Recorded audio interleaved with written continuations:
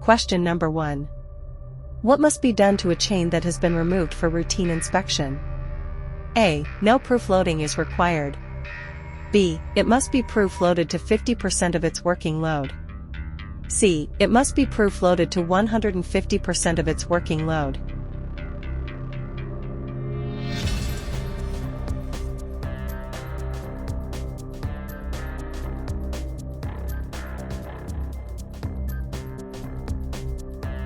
Justification: chains used in aviation and heavy load applications must be proof tested after inspection to ensure they retain their strength and integrity. A proof load of 150% verifies that the chain can handle its rated load safely without deformation or failure. Question number 2. Taper pins are primarily designed to resist which type of force? A. Shear. B. Tension. C. Compression.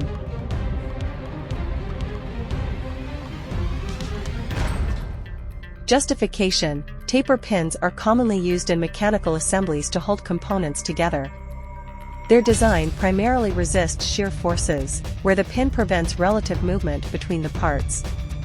They are not intended to bear significant tensile or compressive loads. Question number 3. What is the standard flaring angle for aircraft pipes? A. 37 degrees. B. 25 degrees. C. 45 degrees. Justification: the standard flaring angle for aircraft tubing, such as and Army-Navy fittings, is 37 degrees, which ensures a reliable, high-pressure seal. In contrast, 45 degrees flares are more common in automotive and plumbing applications but are not typically used in aviation due to different fitting standards. Question number 4. What is the cutting angle of a standard drill bit? A. 59 degrees. B. 12 degrees to 15 degrees. C. 125 degrees to 135 degrees.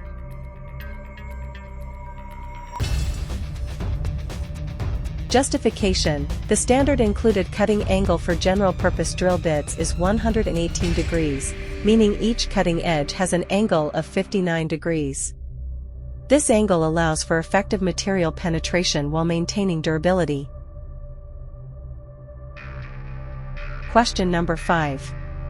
When drilling out a rivet, which drill size should be used? A. The same size as the original hole.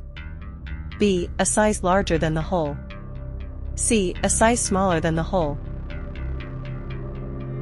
Justification: using a slightly smaller drill bit helps avoid damaging the original hole. Once the rivet head is removed, the remaining rivet body can be punched out without enlarging the hole, preserving the structural integrity of the material. Question number 6. What is the main cause of a dry solder joint? A. Lack of flux. B. Insufficient heating of the components. C. Use of incorrect solder. Justification: a dry joint occurs when the solder does not properly bond to the components, often due to insufficient heating. If the components are not hot enough, the solder will not flow correctly, resulting in a weak or non-conductive joint. Question number 7. Which type of drill bit is most suitable for drilling carbon fiber? A. Carborundum. B. Tungsten carbide. C. Diamond tip.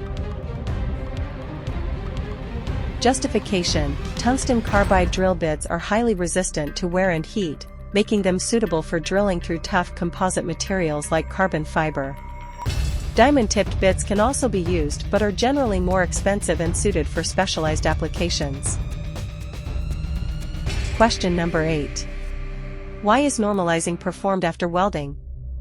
A. To remove carbon deposits from the welded area. B. To relieve internal stresses in the material. C. To eliminate oxidation from the weld.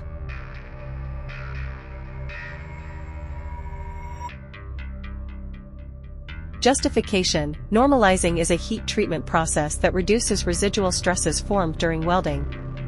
It helps improve the mechanical properties of the material, preventing warping or cracking over time.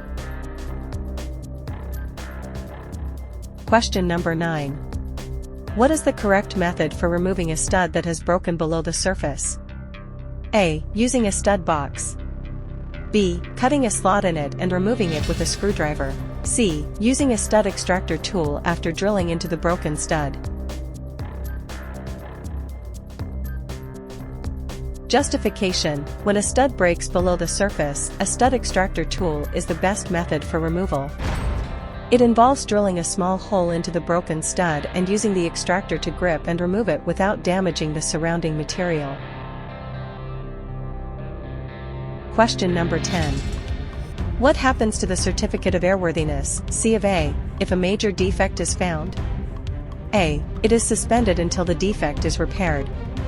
B. It becomes invalid and must be renewed. C. It remains valid but may expire based on time limits. Justification: if a major defect is detected, the certificate of airworthiness, C of A, is suspended until the issue is rectified and the aircraft is deemed safe to operate again. This ensures compliance with aviation safety regulations and prevents unsafe aircraft from flying.